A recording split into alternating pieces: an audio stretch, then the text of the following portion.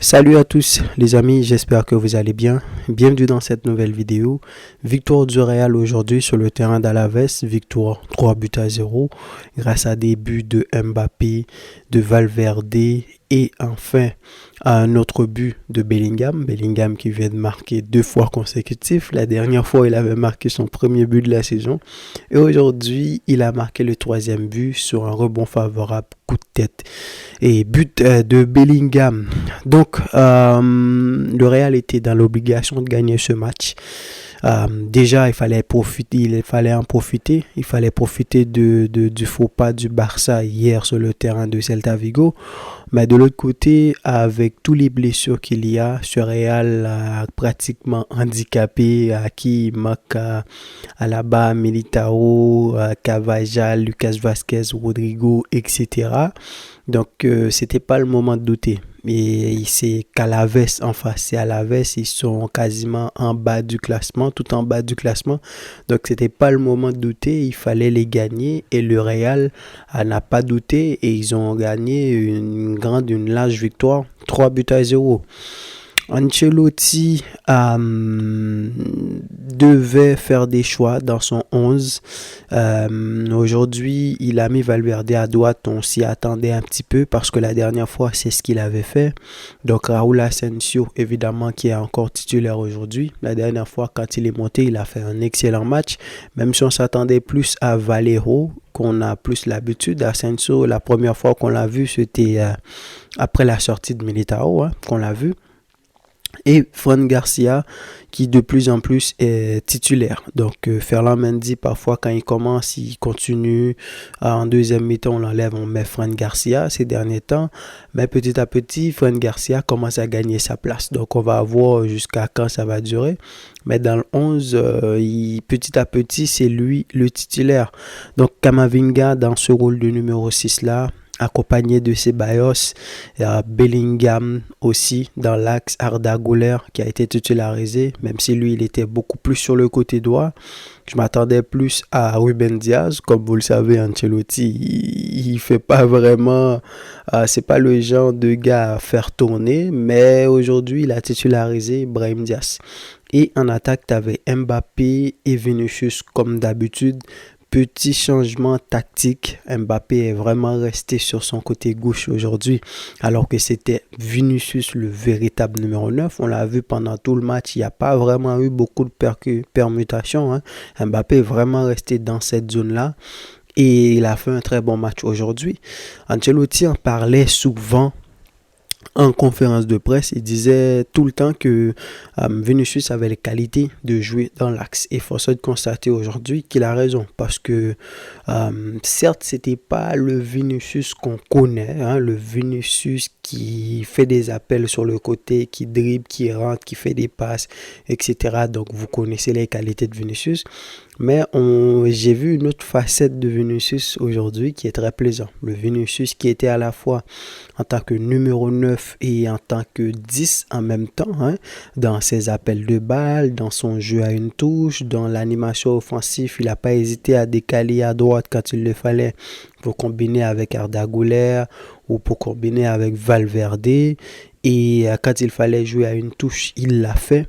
Premier ballon où le Real aurait pu ouvrir le score, c'était un ballon que Vinicius a reçu et en une touche il a fait la passe à Mbappé. Malheureusement Mbappé était beaucoup trop en avant, donc le but a été refusé pour hors-jeu.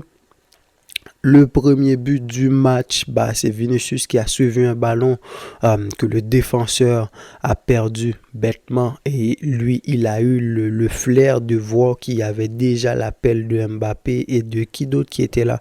Je pense que c'était Arda Güler qui était déjà dans l'axe et il a fait la passe, donc Mbappé a marqué, il a ouvert le score. En plus de cela, il a fait des appels intéressants, vu ses qualités, il y a eu des fautes qui ont été faites sur lui, des cartons jaunes ont été donnés. Donc c'était un autre Vinicius très plaisant, un Vinicius playmaker, un Vinicius en tant que numéro 10. Je dois avouer que c'est agréable. Et en plus de cela, Tu avais Mbappé sur ce côté gauche-là qui a joué un très bon match.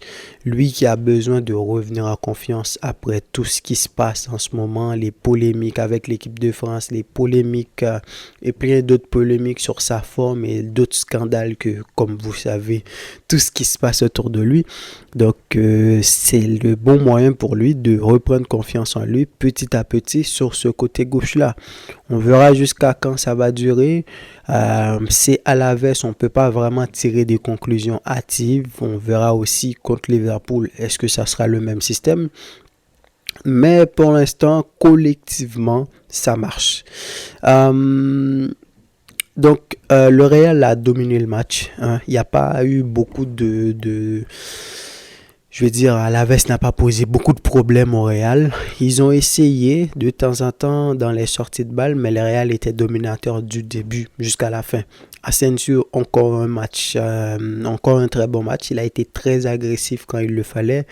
Valverde à droite, on peut pas lui en demander beaucoup. Déjà, il dépanne sur ce côté-là.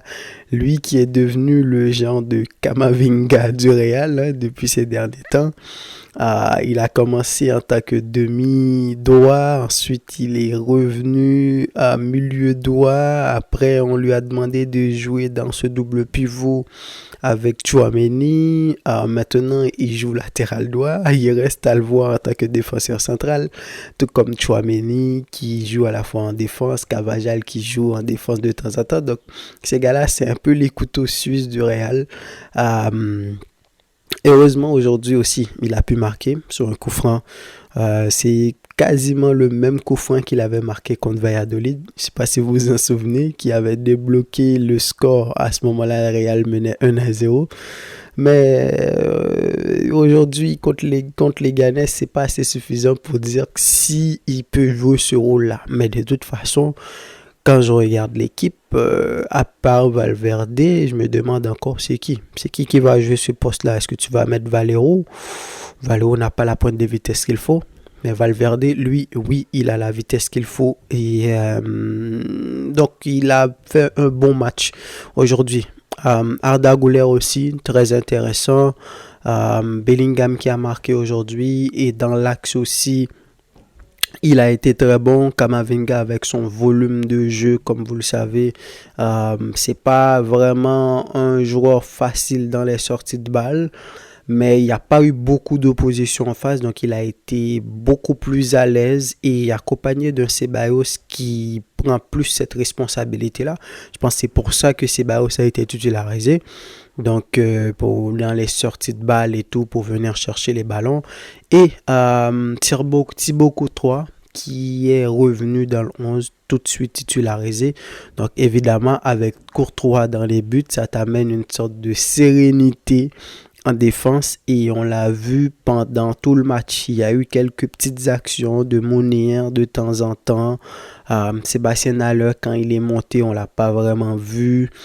Donc voilà, c'est un match où le Real a bien dominé. C'était exactement ce qu'il fallait faire avant d'affronter Liverpool mercredi prochain à Anfield et surtout de revenir à 4 points du Barça. Il se rapproche maintenant.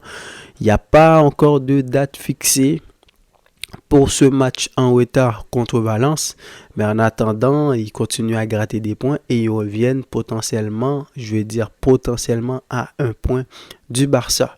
Donc, donnez-moi vos avis, les amis, dans les commentaires. Dites-moi qu'est-ce que vous avez pensé de ce match. Et quant à moi, je vous dis à la prochaine pour une nouvelle vidéo. Salut!